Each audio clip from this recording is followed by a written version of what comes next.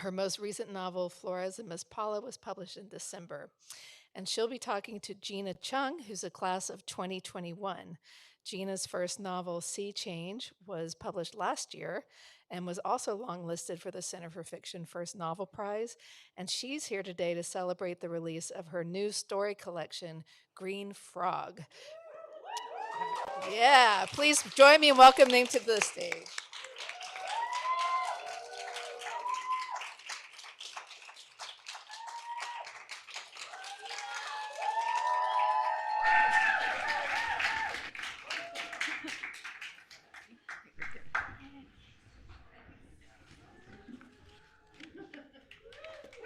Hi, everyone.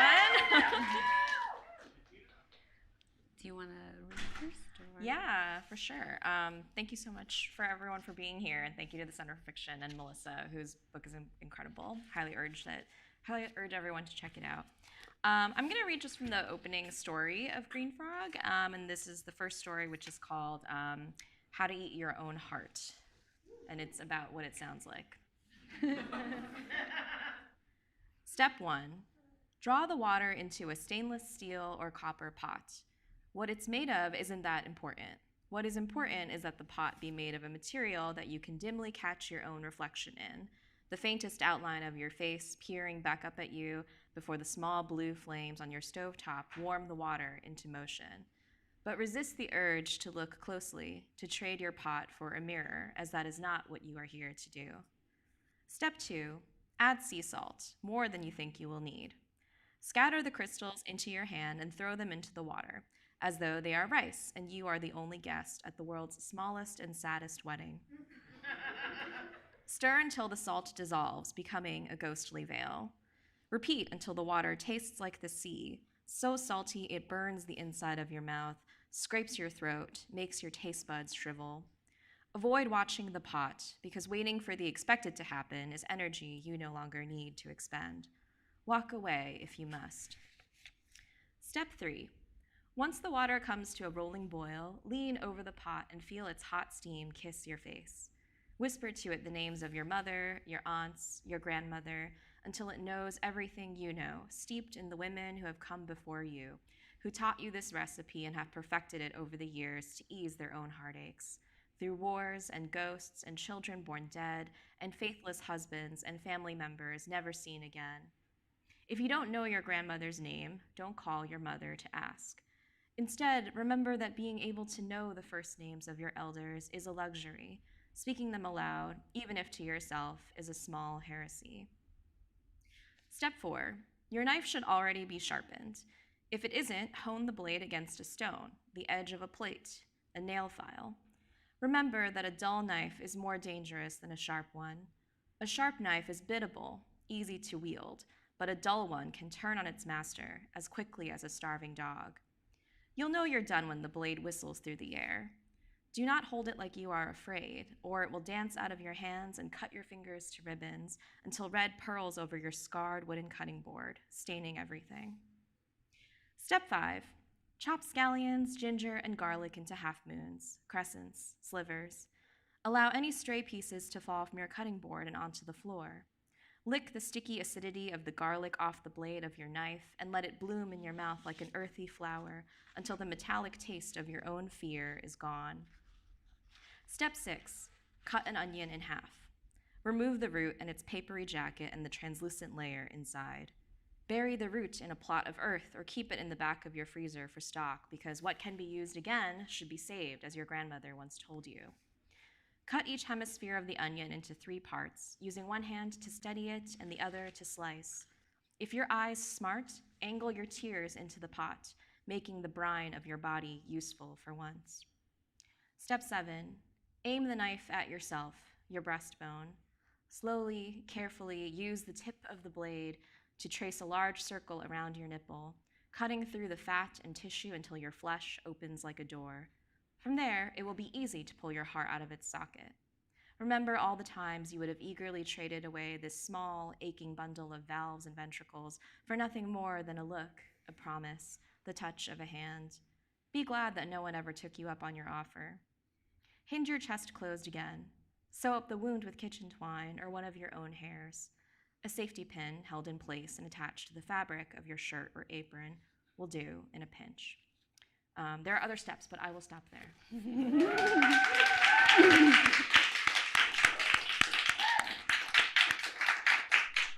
I read that story twice, and every time that each line felt like a morsel.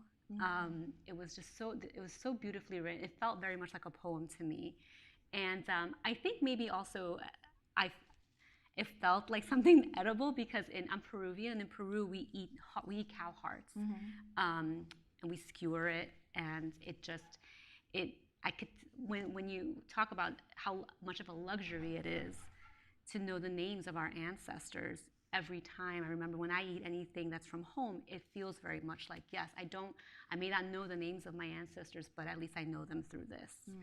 And so it was very beautiful to read that and to see it in that way. All of these stories are just, I cried on the plane. I was reading this on a plane. You will cry, and you will laugh. But there was one particular story that I read that really, it was just like I was ugly crying as the plane was descending, which is not something you want to do when you're on the plane. Just like cry, and this poor woman next to me was just like looking at me like I had two heads. But they're just so beautiful, and there's so much of family and even some romantic relationships and like the church, like the neighborhood. It's like the communal relationships that your characters have, and mothers, grandmothers, women, daughters. I mean, they all play such strong roles in each of these stories. I was just wondering if there were certain relationships that you feel particularly drawn to in your stories, and why you choose to explore them in this particular way. Thank you so much. I love that question. I think a relationship that I feel like comes up again and again in a lot of my work is just like a parent-child relationship, specifically like mother-daughters, which is definitely like a recurring motif in the collection.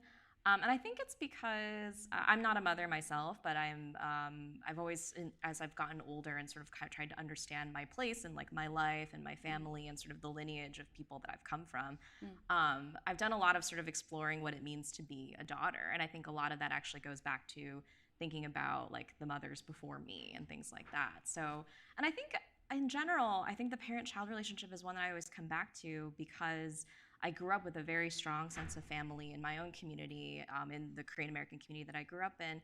And also, I think I'm just like a really nosy person. And so, like, I feel like in writing about characters in fiction, one of the things that I always think about, even when I'm not like depicting a parent-child relationship on the page, is like, what was that person's relationship with their parents like? Because I think that informs so much. Those early years really inform like your first understanding of like what it means to love and be loved in return, and what it means to have a connection to someone in a way that like almost goes beyond words. So do you explore that connection outside of the page first? I do. I especially for longer projects. Like I'm working on another novel at the moment. It's like very messy and strange, but exciting. And it's like there's a lot of like backstory work that I have to do, and it can always change, of course, but it helps to sort of go in knowing like, oh, okay, I don't know, I'm gonna make up an example. She's afraid of like birthday clowns because of something her mother told her once or whatever. So I think that having that sort of like knowledge always helps when you actually like get to the work on the page. And how far? Maybe this follow up, but how far back do you go in that relationship? Because it is the parent-child, but then you also explore the grandparent relationship. Do you explore the parent and the grandparent relationship? I think it depends. I think if I want to include a bit of like what that grandparent relationship looks like, I will think about more about that. But then sometimes you get into, what I think of as sort of like the echoes of history, where you're like, oh gosh, now I'm like really delving into like all these kinds of things. And I think I contend with that a bit in this story and in other stories in the collection too, where there's a lot of stuff that we just don't have access to, especially as people coming from immigrant families and communities. And some of that is the stuff that gets lost over time and through migration and immigration. And some of that is also because our elders, you know, die over time, and sometimes those stories unfortunately die along with them. Right. Or they have their own idea of what reality is, and you have a different perspective, right, coming from where we stand, right? Yeah. Um, to that end, there's a lot of letting go too in the stories, shedding almost of the self in many ways, and letting go of expectations. Um, did this arise naturally in these stories, or is it something that you also like purposely mine as you explore the relationships? Yeah, I think the idea of letting go is something that, I mean, it's probably because I struggle with it in my life. Never let anything go, which is maybe another like immigrant thing where it's like you have to save everything. No, I'm kidding. But Well, do you save like the parts of your work that you like discarded at the moment? oh yeah, I Okay, save all you of that, do? even if I don't use it. I mean, I save everything in the cloud because I've had Okay. bad experiences with like my hard drive. So it just, you know, it gets saved as like document number 27, do not use or whatever. But then I find that having it there is like reassuring. Like I've talked to writers who were like, oh yeah, no, I delete everything, and then I just have like one working document, and that just like gives me a lot of anxiety. Yeah. So I don't work like that, but yeah, I do hold on to. I think the idea of letting go comes from the fact that like I like struggle with this, and then also it's a thing that is necessary. And then when I think back to like previous like eras of my life or previous people I've been, you know, it took letting go of what that was in order to get to the next thing, basically. Right. So, yeah. And even some of the older characters in the stories, like experience a form of letting go, even though they do it maybe reluctantly. Their perceptions of some of the younger characters, which is really interesting and nice to see, right? That even if you are a little older, you know, you can change your opinion and move on from that, from another form of self. Um, this is like a nerdy writer question, I guess, but you know, your stories are told from a variety of perspectives, right? First, second, first person plural. How do you decide on the narrative point of view? I think about this a lot. I love like point of view, and I love to nerd out about like perspective and POV, especially because I think the right POV can really sort of help you get to where a story needs to be. And so when I was in my MFA program a couple years ago, we were learning all about like the nerdy craft stuff. And an exercise I tried doing, I can't remember which like class this was in, but we were experimenting with like just using like thinking about a scene, right, and then using a different POV to write that scene. And I found that you know, for anyone who knows stuff about POV or who writes creatively, like there's so many both strengths and limitations about each of the different POVs. And I think the thing that it's often a very intuitive process for me, so sometimes it's hard to put into words, but I think the thing that helps me is just thinking about where I want that character to end up, and then the POV that lends itself well to that is the one that I'm gonna choose in the end. But I do a lot of like rewriting and playing around with it. There's one. I actually tend to write least in third person, but it's a POV I really enjoy. There's one story, I think the only story in this collection that's from the POV of a man was actually written in third person. And that was sort of a deliberate choice on my part, just because I was like, I kind of want to like see more about what this person's world is and what his idea of masculinity as seen through the eyes of his like relationship with his father is. And I felt to me like third person was the best way to do that. So you don't start them knowing what POV you're going to write in, or do you write first person first and then you're like, maybe this isn't really fitting, I'll switch it up and try something different? It sometimes comes from like, I guess, the voice of the story, where like I'll be like, you know, doing something and then suddenly a line will come to me and it'll be in a given POV, and then it usually stays that way unless I decide I need to switch it. And there's a couple of second person stories in here too that I mean, second person is like, that's like the Lori Moore POV is the one that a lot of us like first learn second person from. And I really liked using second person for some of these stories too, because I think when you are using the you, it implicates the reader in a very particular way. And it actually allows you to explore like really difficult topics in a way that feels almost easier than you could if you did it in first person, for example. No, I mean, it's the dexterity that you show in like moving from those different perspectives in the stories is like phenomenal. I loved it. Then you also dip into like some bit of magical realism, I want to say, in the stories. Can you tell us how you think that those elements help enrich the stories that you're telling? Yeah. I mean, I always love a little bit of magic in a story. I don't think I've written in some of the longer form stuff I've done. I think it's been a little more challenging to sustain it. I am working on like a kind of supernatural horror type of thing for my next novel. Oh, really? So, yeah. Oh, tell us about that later. It's yeah, oh my god. I mean, I don't know anything that's happening right now, but it's very fun to just sort of like put stuff in there to kind of scare myself because it's horror. But I mean, The Present. There's a story in the collection called The Presence, which kind of creeped me out a little bit. Yeah, that's like it's like a horror thing as well. I think it's in that sort of umbrella. I mean, I also thought my room. I was in Miami last week, and I thought my room was haunted. So, like reading The Present was like, oh, did I bring this thing with me? You know? Yeah, I feel like I've had multiple like versions of that kind of experience, especially when traveling. It's such a vulnerable experience. But yeah, I think writing any kind of like magical thing or supernatural thing, it's hard to sustain over like a longer work, which is why I think with short stories, I tend to be like way more playful with it and way more fun. Because I'm like, I only have to sustain this for like 15, 20 pages. But now that I'm trying to do it in a longer form, it's like really rich to think about ways to do that. And not just describing it, like you can also do it with the way like your character side characters like react to what's happening, and then there's ways to play with that too with POV where I think unreliable narrators are always really interesting too when thinking about magic.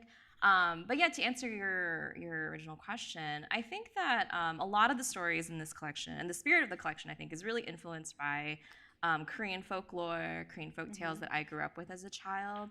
And a lot of those tales, like a lot of folkloric and fairy tale traditions, like there's the boundaries between like bodies and specifically the bodies of like humans and animals, they're very porous. And there are some characters in here that are definitely like half animal, half human.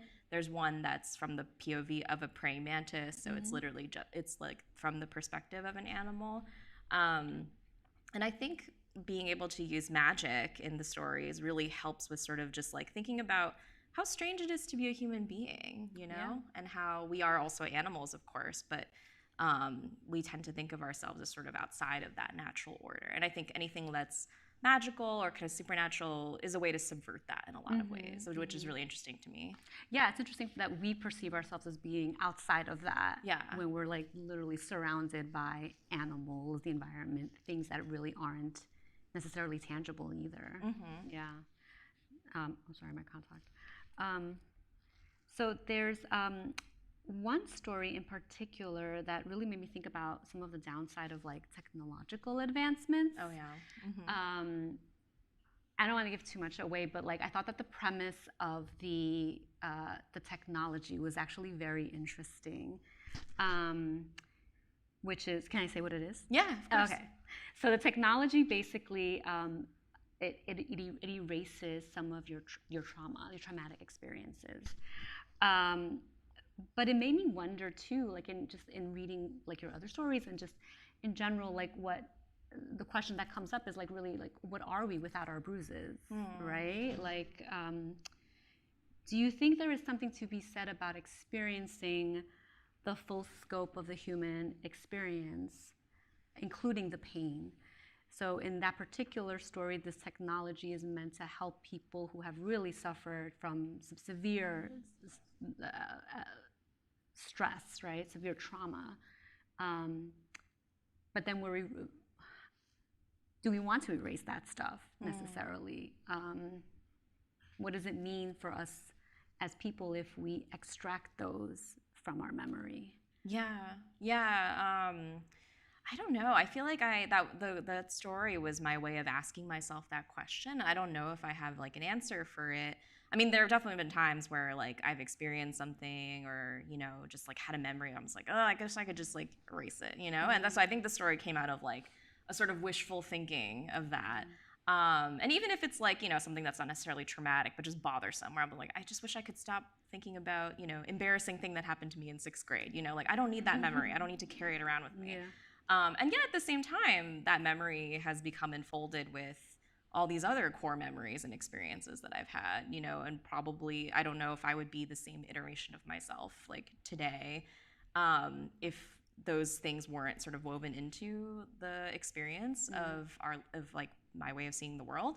And I'm not like a neurologist or a psychologist or anything like that, but I do think that there is a lot to be said for the ways in which those experiences really do shape everything you come to know and see about the world. Sometimes for better or for worse, really. And it's not necessarily like it's I don't want to be like an apologist for like, oh yeah, you have to go through all the painful things in order to create, beautiful art or be. I don't believe that, but I think that like understanding where you've come from and what you've been through, that's, I think, the challenge really, and not to act like as if it never happened. Yeah.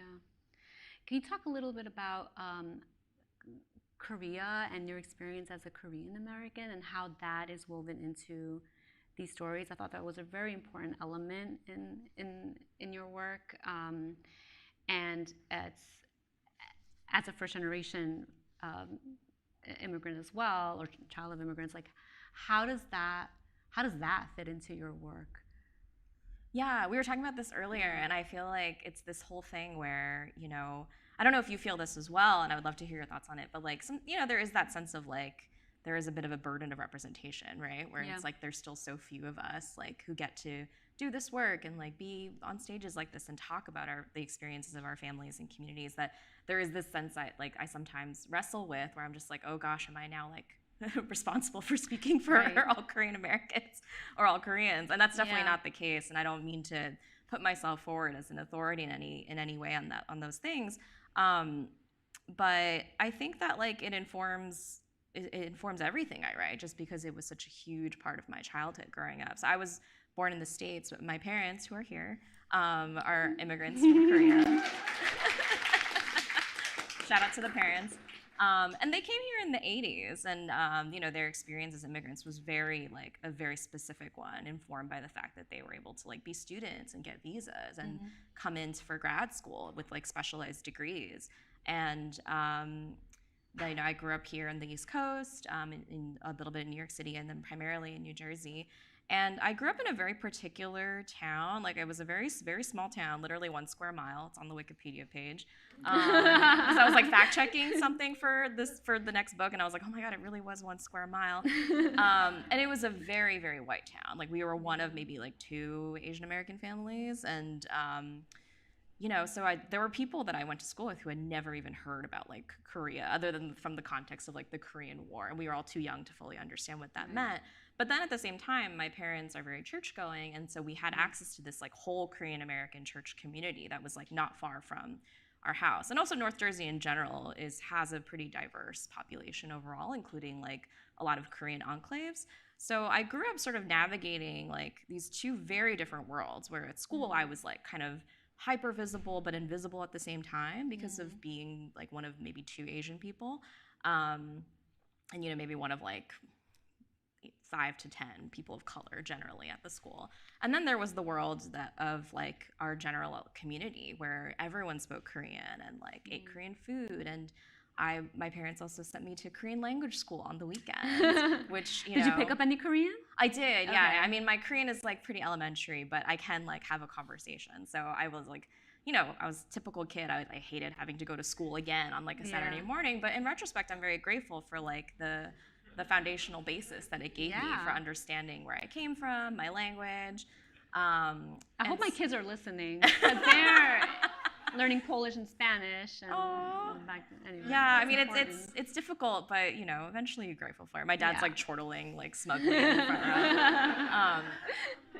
So yeah, I think I grew up just feeling like so Korean all the time. And then when I grew up and went into the world, I was like, oh, the whole sort of understanding of being Asian American, that was like very new for me. Like, and that's a term that's, dating back from like the 60s and 70s. So fairly recent. It's a very political term. So yeah, I think, to answer your question a very long-winded roundabout way, I feel like it informs so much of my writing, just because I didn't grow up seeing myself reflected in any kind of media, or certainly not literature in the books that I was reading. And now we're sort of in this like, I guess you could call it a renaissance in publishing, where it's like, so many more writers of color, writers from immigrant communities are able to get their stories out there. But I think that, obviously that work is like ongoing. It's by no means done. Do you think, there's also like an influx of like, I feel like Korean films are also kind of like being seen more now too. Yeah, Past Lives was like nominated for... I haven't seen it because I don't want to cry. Oh, again. okay, But, yeah, like, you'll cry, I need yeah. to like cry, yeah. I have to be like ready for that movie. But there's the train movie too. That's also horror, right? Oh, A Train to Busan? Yeah. Yeah, oh, that's a good one. I don't know if you like zombie movies. It's a zombie do. movie. Okay. So, okay. Yeah. Maybe I'll do that one. No, but I asked that because I also like struggle with that question too. Like how much of my work needs to reflect like my culture and my background, and because it does feel a little bit like you're carrying so much. There's so much weight to that. Yeah. And I know that I certainly don't represent every Peruvian American writer or every Peruvian American experience.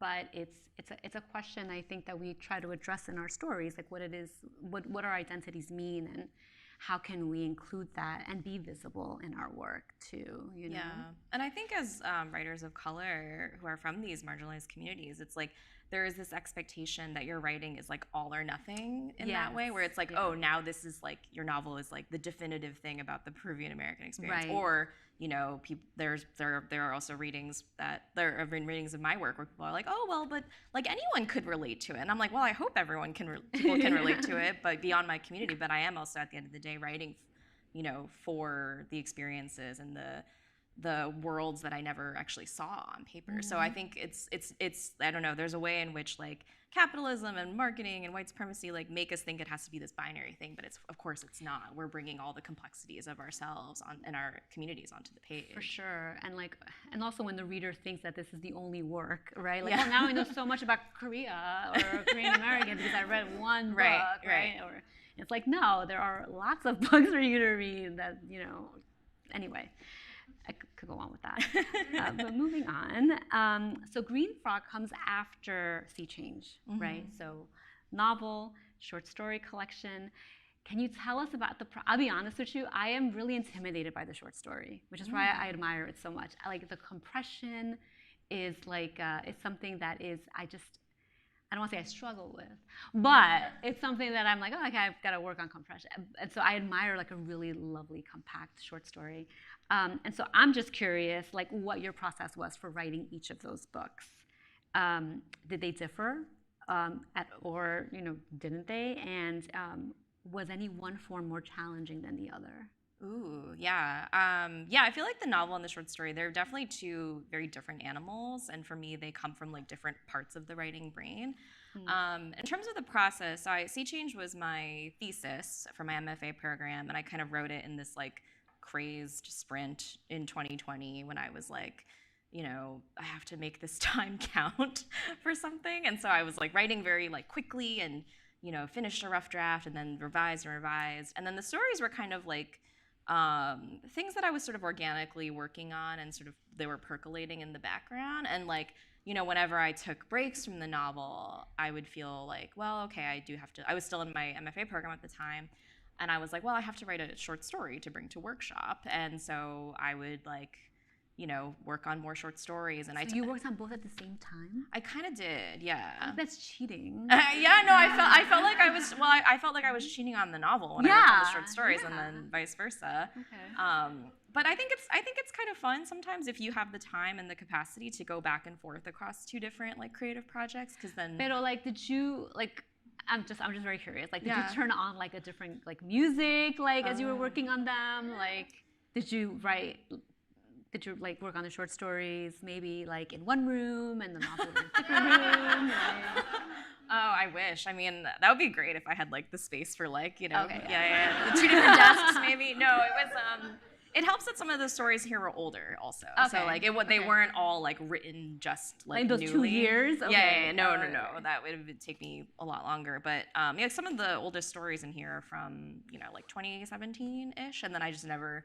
I have a habit of starting a lot of stories and never finishing them, and sometimes I have to like go do a thing and be in the world until I can come back and wrap them up. Whereas the novel, I feel like I'm only writing now my second novel, but I feel like that feels like it's more of a sustained thing. So I guess to answer your question about difficulty, I mean, they're both hard in such different ways. Because yes, the compression in short stories, that's like, which is the defining characteristic of a short story, that it's short. That's, I think, challenging because sometimes you just never know when to end it. And sometimes you might end it and then you're like, I don't know if that's the right note. So then you have to go back. And of course, having readers and an editor is super helpful for that.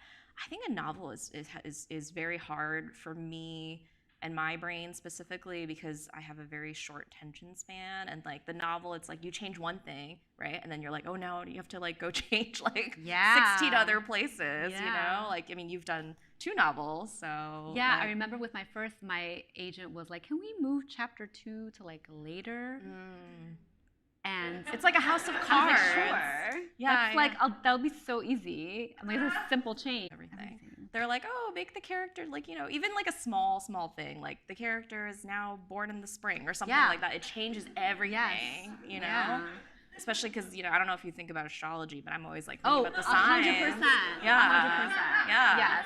You can't have her just go from being a Taurus to a Pisces. Absolutely not. Absolutely not. It's complicated. I'm like, does she have a stellium anywhere in her natal chart? Because that will really, that messes everything up. No, totally. No, yeah, I don't know if I'll ever. Maybe one day I'll attempt to write a short, have a short story collection. But I find it so challenging because I'm so committed. Like once I start the novel, it's just like, that's it. Like, you're my boo. I'm gonna be with you. Yeah. Long haul, years. So it's I don't know if I can necessally like do 2 things at the same time. Yeah, you can always flirt with the short story. I guess. Feels a little wrong, but maybe I can be a little naughty. I don't know. Okay, so then has your process for writing this horror novel changed from when you wrote Sea Change?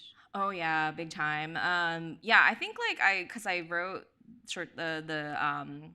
the novel draft for Sea Change in what felt like things changed, of course, during the revision process, but like the essential structure never really changed. Like it's like a past-present alternating thing, and I kind of always knew that it was gonna be that, and it stayed that way, thankfully.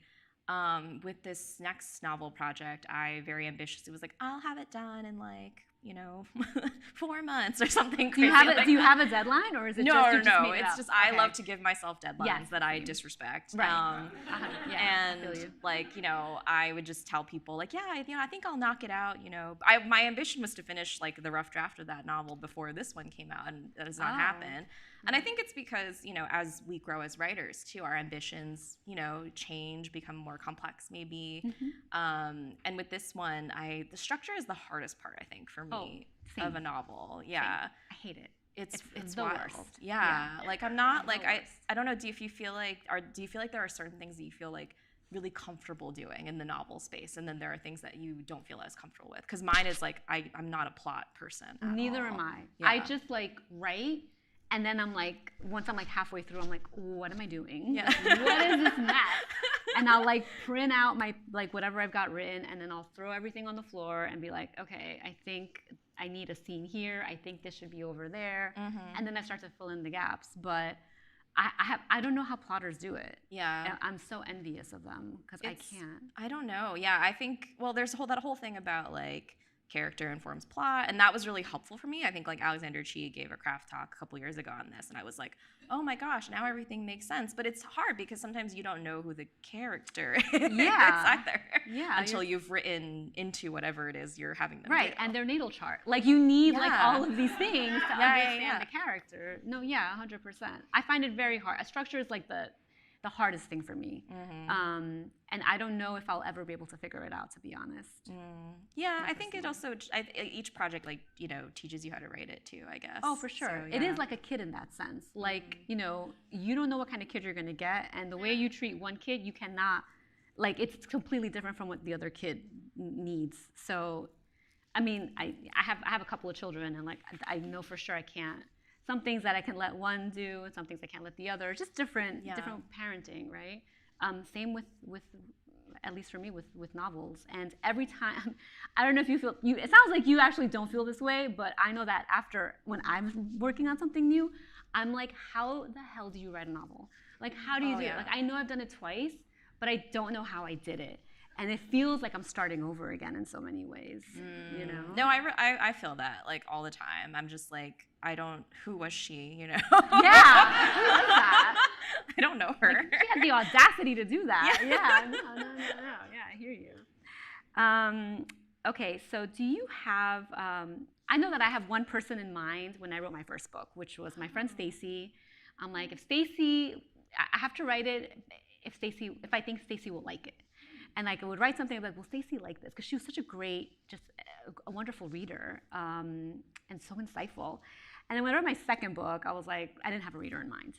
I wrote most of that book during the pandemic, and I was like, I just need to stay sane, so I'm just going to stay in this novel and write these characters because the pandemic was rough. But do you have a reader in mind, or do you have someone or something in mind as you write? I think it changes for different things. I feel like I've told people for Sea Change when I got asked that question, like, oh, did you have someone in mind? I felt really silly because I was like, me? It was me. Yeah, no, but that's like I had my past self in mind. I feel like I had myself in mind when I was writing my second book. Yeah. But with these stories, though, like, do you feel like you're writing for yourself for most of them, or are your younger self? I think some of the stories, especially the ones that deal very explicitly with childhood, like, and have like child POV or child characters, like, I think those were definitely coming from a place of like reaching backwards to that younger self. Yeah. And there are other stories where I kind of just wanted to see if I could do it. And so like there are some that are a little more experimental with like POV, for example, like first person plural. And those were sort of my first forays into using that POV. And so I was like, oh, like, what could I do with this perspective, you know, to sort of like use the strengths of that POV. And so I think some of those stories were me trying to figure out like for myself if I could do it. And then others are maybe for selves that I've been, like sort of parallel. Maybe it's because I brought up past lives, but, you know, just sort of thinking about like parallel lives that were unlived or partially lived. Oh, yeah. Again, like I don't know. I feel a little bit of sense of loss there too, in sort of saying goodbye in a way through the stories to those past selves. You know. Can you tell us a little bit more about your actual writing practice? Like, how do you balance writing with everything else that's going on in your life? Because I know you work full time, right? You have a full time job. So, how is it that you fit the writing into your life? Yeah, I think it changes, but I think that I definitely don't write daily. I have a lot of respect for people who can, but I'm not an everyday writer. I usually have like sprints of writing and then long periods of not writing also, because sometimes life gets in the way. It's also important to let yourself rest and recharge. Like, because there have been times where I'm like, oh, I have no ideas anymore. Everything's, you know, bad. And then it's usually because I need to like sleep and rest and stuff. So that's important. But yeah, I think in terms of like what it looks like when I am actually writing more regularly, I like to write at night. I'm like a big night owl. This is like an ongoing debate with my lovely friends. There's like half of them who are like morning squad, and the other half of us are night squad. So do you write like from like 9 to midnight kind of thing? Kinda, yeah. My brain kind of works the best when it's like everyone's asleep, and now I get to do my weird little thing, which is, you know, writing. Yeah. I've tried writing early in the morning, but I'm not. It just doesn't. It's all like gibberish mostly. So I'm a night writer, and then I switch it up. Like sometimes I can like write in a cafe, especially if I'm like maybe in the early stages of a project. I'm like, okay, I just need to like start. I'll like write longhand in like a cafe, and then it forces me to be less self-conscious. But then everything else kind of happens on like a screen. So yeah, what about you? I'm always curious about process. I write whenever I can. With my first book, I was writing on the subway mostly. Oh yeah. And I did, yeah. I wrote a lot of it on the subway. And when the pandemic happened, I was like, fuck, what am I gonna do? I don't have Yeah. the subway at my commute. And I don't have coffee shops because I would write at coffee shops. I was pregnant with I had my second kid when I was writing my second novel. So TMI, but like when I would pump in like the pump room at work, I would like write and edit my stuff. Wow. So I fit it in whenever and wherever I could. That's You know, amazing. yeah. Now that I quit my last job almost 2 years ago because I knew that I didn't want to like repeat like the experience that I had with my first book of like working full time, parenting and writing, novel, editing, all of that. But now that I have a little bit more time, I'm kind of like working on something new. I find myself spiraling sometimes. Like I feel like I actually maybe need the structure of like a full-time job or some kind of job because I think there's something to maybe having too much time to write and leaving things kind of open, you know. I think I just work better with some pressure. Yeah. Me personally. Yeah, I do too. I think that's why I give myself these weird deadlines because then I'm like, oh, I have to like finish the thing. And yeah, I've always been working, so I don't know what it would be like to write full time. In some ways, I think I'm like, oh, that would be the dream. But I also wonder, I'm like, yeah, would it be tough if I didn't have the sort of structure of like a day-to-day like thing where it's like, okay, I have to fit this in. You know, I can only devote like an hour or so to writing. Right. And I think the most that I could do is like 2 hours a day at most. I don't think I could do. I've never done like a residency, and I don't know if that would be a good thing for me either. I think I would just like go on long walks and like stare at the wall. You know, there are some people who do that. Yeah, I've heard about some people who just go to residencies and like, you know, they get in with like the real project, but then they actually go get the recharge time that they can't get at home. And then when they get home, they're ready to write. So, you know, maybe. And it's kind of up to you, I guess. So, yeah. I don't know. I've actually never done a residency either. And yeah. Speaking of hauntings, I've heard a lot of them are haunted. So, yes. Yeah. I've just heard FYI, that too. yeah. I've heard McDowell is pretty haunted. Oh, yeah. All the like New England, Northeast ones are haunted. I don't know if I could, but I can't sleep if I know a place is haunted. Yeah. No, really, I can't. That would be challenging, yeah. So, okay, I'm going to try to just get questions soon. Do you have any advice for any of the writers in the room? Yeah, I think that, like, I don't know, I don't often feel qualified to give writing advice, but I think the thing that I'll share is one that I just have to remind myself of, which is, I've been talking about this with my therapist, but I think it's like, it's life advice, but also I think it extends to writing too, where there's like, you know, I'm sure you're all familiar with the idea of like all or nothing mindset, where it's like, oh, you have to like, you know, do everything all at once, so you can't do it at all, which is probably why I'm such a bingey writer. Like I'm either like, oh, I'm not gonna write ever at all this month, or, you know, I'll sit down and write like 6 pages, you know, for 6 hours or whatever.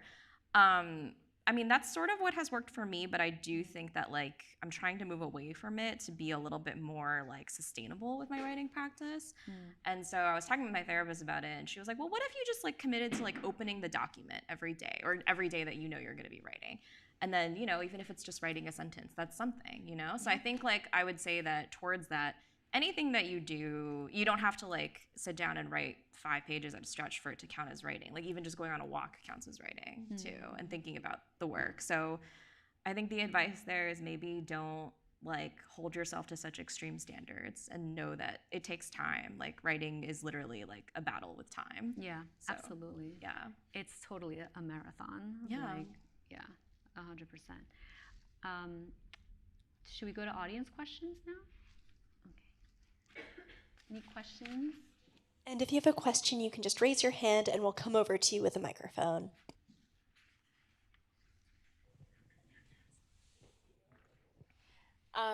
Hi, Gina. I'm so happy to be here. I don't know if you remember me, but my name's Emily, and I worked with you at the New Voices Festival. Yes. Hi, Emily. Hi. It's so nice to see you. It's so nice to see you. Like Melissa, your work has made me cry on public transportation before. I did cry reading Sea Change on a bus, a 5-hour bus ride, which was pretty awkward for me. But I'm really excited to read Green Frog, and something that I was so fascinated by in Sea Change, and what captivated me so much was the way that you wrote about animals, and especially like the relationship between humans and animals, and just how we we totally have this habit of anthropomorphizing the animals in our lives, but then how do we contend with that when we also have to understand that animals aren't exactly like humans, even if we want to interpret their behavior as human-like. So I haven't read Green Frog yet, but I'm very excited to. But I was wondering how that carried over into this collection of short stories, and if this collection also sort of deals with that interesting relationship. I also huge fan of your short story about the praying mantis. I don't know if that made it into this collection or not. It Yeah, did? she's in Okay, that's there. very exciting. But yeah, that's one of my favorite stories ever. So I just think it's so interesting, because in that situation, right, you also have managed to write from the perspective of an animal, specifically an insect. So yeah, I was just wondering if how that sort of carried over into this collection. Yeah, thank you for that question. I think that it's funny, there's actually like a line in one of the last stories in the collection where, and it's in a story about a character who's dealing with like the death of her father, who is a biologist who studied bats specifically, and she's thinking about something that he used to say where it's like, oh, it's kind of dangerous to anthropomorphize animals. And I think that is true for anyone who works with animals or studies them. You don't want to let like the fact that they're cute or cuddly get in the way of like understanding them as an animal. But I also think that most people, we can't help but anthropomorphize a lot of things because we are human, and that's how we understand the world, is through that lens. When it comes to writing about animals in my fiction, depending on this particular story, like with the mantis story, for example, like it's definitely anthropomorphized. Like she lives in an apartment, she goes on dates, but she's also very much a creature of who she is. Like I don't shy away from the fact that female praying mantises do often kill and eat their male suitors. And I think in writing fiction, because you have so much like at your disposal to play with, like there's a lot there that you can do with like the decision to anthropomorphize or not. Like, and then with certain stories and in Sea Change also, I knew that I didn't necessarily want to give the animal a POV. I wanted the reader to understand the creature or the animal on their own terms. And I think that I think it's really refreshing actually to remember that not every living thing on this planet thinks like we do, because they have a different sense of time and a different sense of space and relationality than we do. And I think it would behoove us all well to remember that as we move through the world. So yeah, thank you for that question. Great question.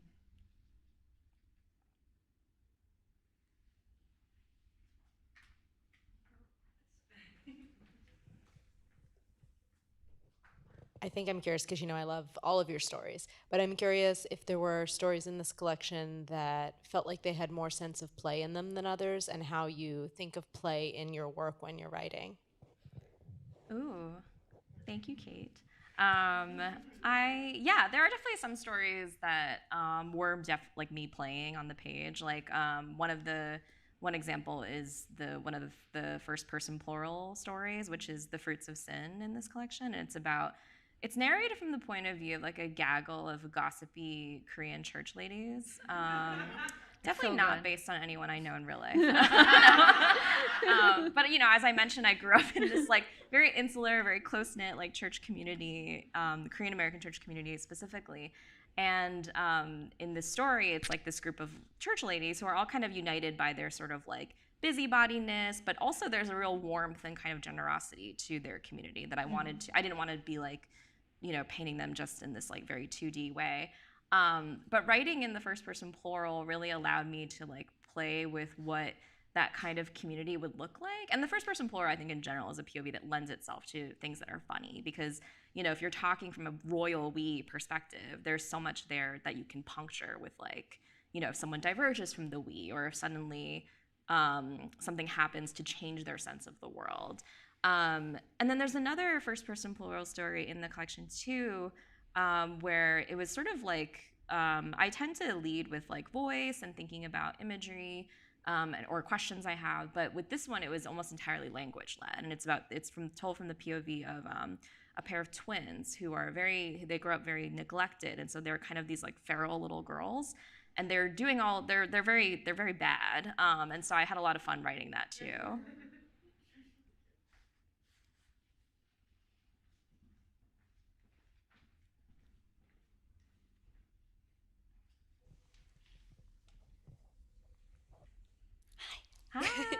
I wanted to piggyback off that question about play because I think one thing that I noticed in the novel, I haven't read the short story collection, but even just having you on stage, like humor is a big part, I think, of some of the writing. And I was wondering if you had any humor icons and if you were conscious of being funny on the page as you're doing it, or if it just kind of comes to you.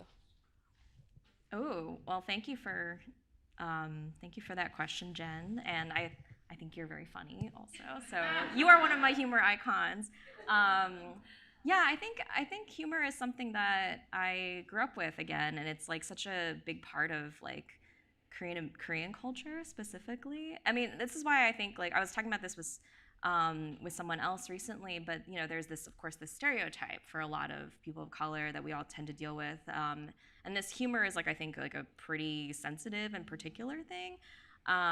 But you know, for example, there's this stereotype that Asian people are really dour and serious and like demure, and I'm like, that's like so not the truth. Like some of the rudest, funniest people I know are like, you know, like my parents, for example, or you know, their friends, and like the people that we knew growing up. Like, and I think humor is like it's absolutely a coping mechanism too for dealing with painful or difficult things. It's like a time-honored tradition in so many immigrant communities and communities of color. It's like we laugh at the things that we, you know, might cause us real pain because laughing at it actually gives us strength and resolve. In terms of writing humor on the page, I don't think I'm not like trying to be funny necessarily. I mean, there might be, it's so funny when you're like, if you write something that you think is really funny and then someone else reads it and they're like, oh, like, that's always like, but you know, I do hope to like make myself laugh with a lot of what I write if I'm trying to be funny. And I think humor and sadness kind of go hand in hand in that way too. And so there have been times also the inverse where I've written something that I think is really sad and someone will be like, ha ha ha. And I'm like, well, that's interesting. Maybe I should do something with that. But yeah, thank you for that question. Hi. Like Melissa, I'm so impressed with people who can write short stories. And I was curious with Green Frog, how you thought about the order of stories and if you try to create some sort of propulsion or, you know, if you think about arc or not. Yeah, thank you for that question, Crystal. Yeah, I think order of stories is something I think about a lot. I love a short story collection, and so I tend to read them pretty linearly. So I think thinking about order is something that I am always curious if like other short story collection writers, I'm like, oh, like why did you put it here? I do think when I talked about the order of the stories, first with my agent and then later with my editor during the process, one of the things that I thought about was like sort of leading with what I felt was like a strong kind of calling card for the collection. We actually ended up changing it. I forget what the original first story of the collection was, but my editor was the one who suggested leading with How to Eat Your Own Heart, which is the story that I read from. And I loved that suggestion because it's, you know, it's definitely surreal, kind of magical, a little bit upsetting maybe. But it sort of presents a lot of themes that I think the collection kind of deals with, which is about, you know, bodies, pain, trauma, but also, you know, weird remedies to maybe understand and process those things. So we talked a lot about the order. And because the short stories also vary in length across the collection, I knew that I wanted to sort of like not put all the short ones, you know, together, for example, and just sort of intersperse them. I think a lot of it can be like analogized to like making a playlist too, or like a mixtape or a mix CD for the older people in the room, myself included. I mean, I used to make mix CDs all the time back in the day, like for like, you know, people I was dating or friends, and like the order is so important because this is how the person is going to experience your feelings. And I think the same logic goes for a collection too. It's like you want a strong starter and you want a closer that's going to like sort of wrap everything up and leave the person with the feeling you want them to leave with. Any other questions?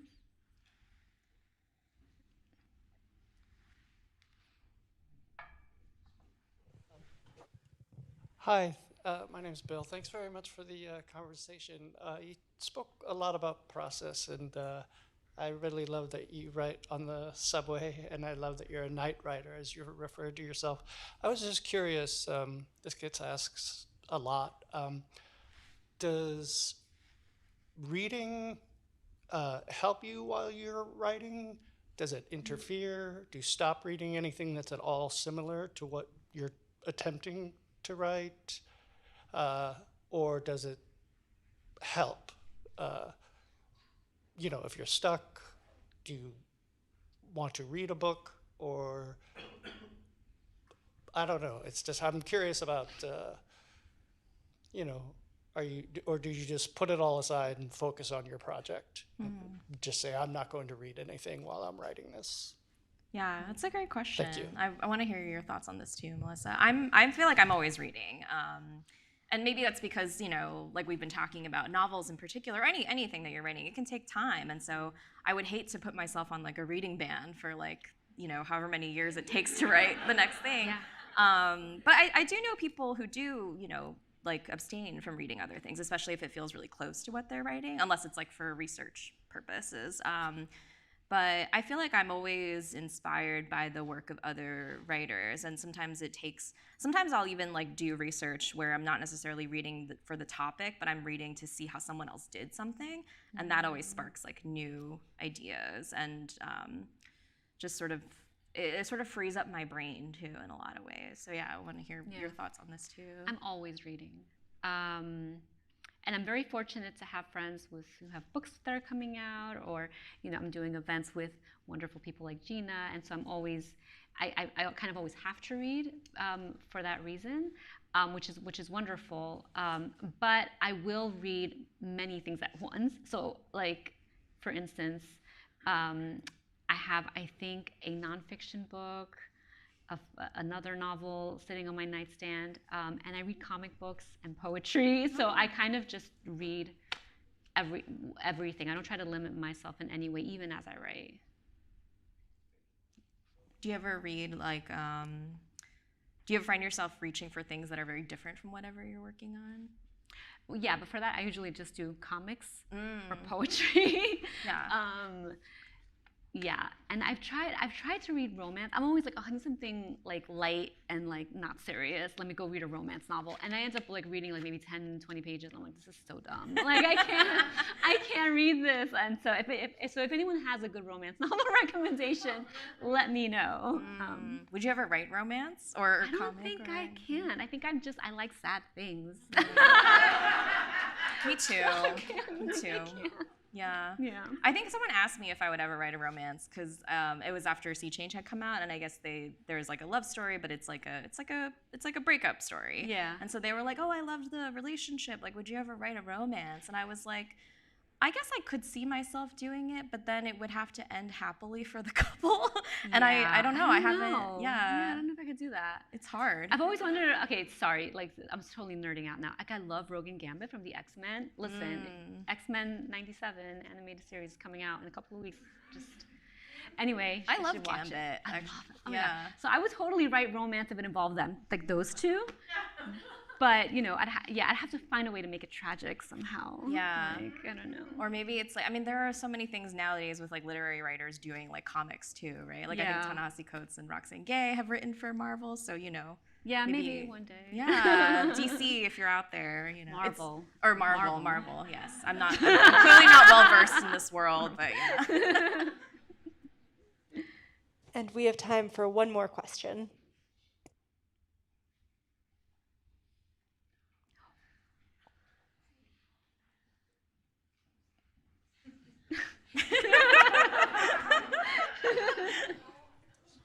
It's not a question. Since Yes. I have about 2 children over there, I'd like to share a story about Gina. She's not going to say about herself. So uh, she becomes a writer because she read a lot. So as a third grader, and she read about one summer, she read almost like 100 books.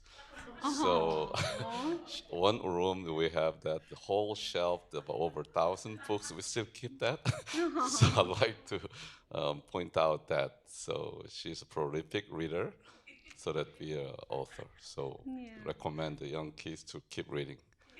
Keep reading, guys.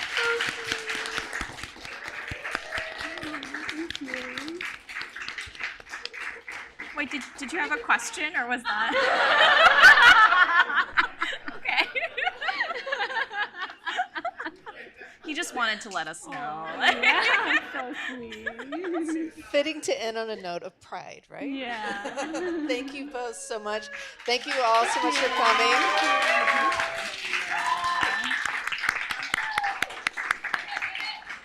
So we're going to move Gina right on the other side of this door to do some personalization. We've got Melissa's books here too. So head on out to the bookstore, grab a drink, grab some books, and come on back and chat with us some. See you again soon. Amazing.